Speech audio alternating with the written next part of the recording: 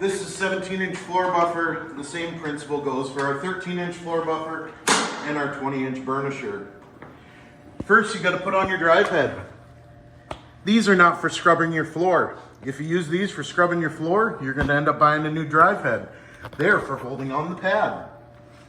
So do not use this to scrub your floor unless you want a bigger bill upon return. You're going to put this on, scoot it to one side, just like that. That locks it on.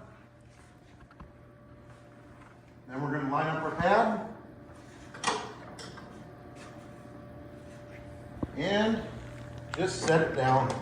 It doesn't have to be 1000% perfect. Lower that down to a comfortable working height. Lock it in.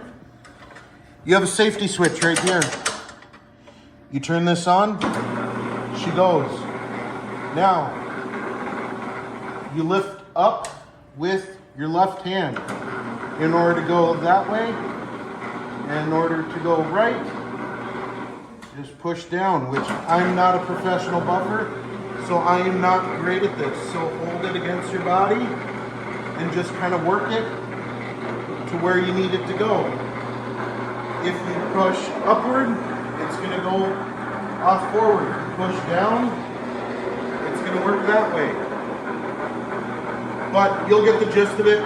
Start somewhere in the middle of the room where you don't care about messing stuff up. Don't start in the corner up against the wall because you're probably going to put a hole in the wall. And that is how to run our floor buffers.